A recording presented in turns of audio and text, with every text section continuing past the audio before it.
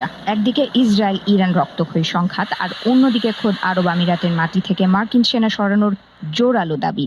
তবে কি দীর্ঘদিনের বন্ধুত্বে ইতি টানতে চলেছে দুবাই আবুধাবি? কেন হঠাৎ আমেরিকার ওপর থেকে ভরসা হারাচ্ছে মধ্যপ্রাচ্যের এই শক্তিশালী দেশ?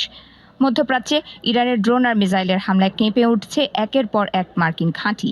কিন্তু এরই মধ্যে আরব আমিরাতের অন্দরমহলে শুরু হয়েছে এক নয়া লড়াই, যে লড়াই বন্দুকের নয় বরং কূটনৈতিক সার্বভৌমত্বের।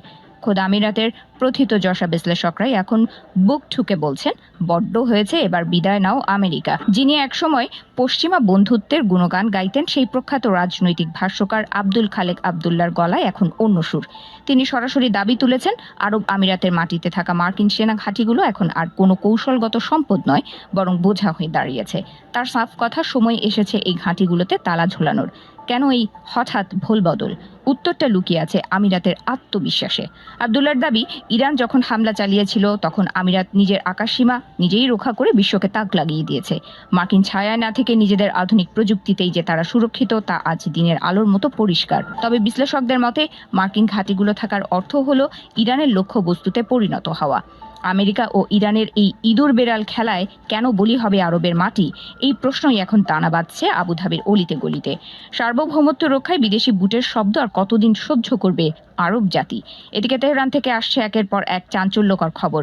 ইরানের দাবি, আল মিনহাদ সংলগ্ন মার্কিন কমান্ড সেন্টারে তাদের হামলায় ব্যাপক ক্ষয়ক্ষতি হয়েছে। যদিও আমেরিকা এই খবরকে ধামাচাপা দেওয়ার চেষ্টা করছে, কিন্তু আগুনের খবর কি আর চাপা থাকে? এই অনিশ্চয়তাই আমিরাতের সাধারণ মানুষের মধ্যে ক্ষোভের আগুন জ্বালিয়ে দিয়েছে। আমিরাত এখন আর আগের মতন দুর্বল নয়, তারা এখন বিশ্বের সেরা সব আধুনিক যুদ্ধবিমান আর প্রতিরক্ষা ব্যবস্থার মালিক। আব্দুল খালেকের মতে, আমেরিকা থেকে শুধু আধুনিক অস্ত্র কিনলেই চলবে, কিন্তু তার জন্য নিজের দেশের জমি বিদেশিদের হাতে তুলে দেওয়ার কোনো প্রয়োজন নেই। স্বনির্ভরতাই এখন লক্ষ্য। ওদিকে আমেরিকার প্রেসিডেন্ট ডোনাল্ড ট্রাম্প ফের একবার ইরানের কিলিং মেশিন বন্ধ করার হুমকি দিয়েছেন। ইসলামাবাদে আলোচনা হোক বা না হোক, আমেরিকার রণংদেহী মেজাজ কিন্তু মধ্যপ্রাচ্যের পরিস্থিতিকে আরও জটিল করে তুলছে। আর এই উত্তপ্ত আবহাওয়াই আমির শাহীকে বাধ্য করছে নতুন করে ভাবতে। এখন প্রশ্ন উঠছে, তবে কি আরব বিশ্ব থেকে চিরতরে বিদায় নেবে মার্কিন সাম্রাজ্যবাদ, নাকি এই দাবি কেবলই এক সাময়িক ক্ষোভের বহিঃপ্রকাশ? ইরানকে যখন শাসাচ্ছেন মার্কিন প্রেসিডেন্ট ডোনাল্ড ট্রাম্প, ঠিক তখনই তার জন্য এক দুঃসংবাদ নিয়ে হাজির উত্তর কোরিয়া। আকাশে আগুনের গোলক আর মাটির নিচে কম্পন নয়, এবার এক অদৃশ্য মারণাস্ত্রে বিশ্বকে কাঁপিয়ে দিল পিয়ংইয়ং। উত্তর কোরিয়ার রাষ্ট্রীয় সংবাদ মাধ্যম KCNA আজ ভোরে এক চাঞ্চল্যকর ঘোষণা দিয়েছে। তারা জানিয়েছে, গত 3 দিন ধরে দেশটি এমন কিছু স্পেশাল অ্যাসেট পরীক্ষা করেছে যা মুহূর্তের মধ্যে একটি আধুনিক শহরকে প্রস্তর যুগে পাঠিয়ে দিতে। উত্তর কোরিয়ার এই নতুন সমরাস্ত্র তালিকায় রয়েছে উচ্চ প্রযুক্তির ইলেকট্রোম্যাগনেটিক অস্ত্র এবং কুখ্যাত কার্বন ফাইবার বা ব্ল্যাক আউট বোমা।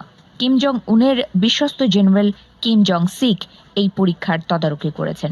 তার মতে, এই অস্ত্রগুলো কেবল যুদ্ধ জয়ের জন্য নয়, বরং শত্রুর স্নায়ু ও মেরুদণ্ড ভেঙে দেওয়ার জন্য তৈরি করা হয়েছে।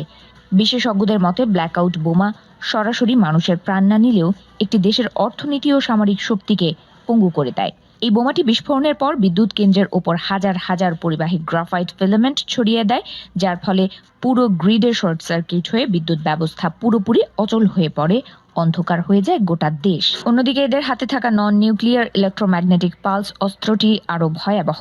এটি কোনো তেজস্ক্রিয়তা ছাড়াই শক্তিশালী তরঙ্গ ব্যবহার করে শত্রুদের রাডার, বিমান এবং স্পর্শকাতর ইলেকট্রনিক সার্কিট পুড়িয়ে ছাই করে দিচ্ছে।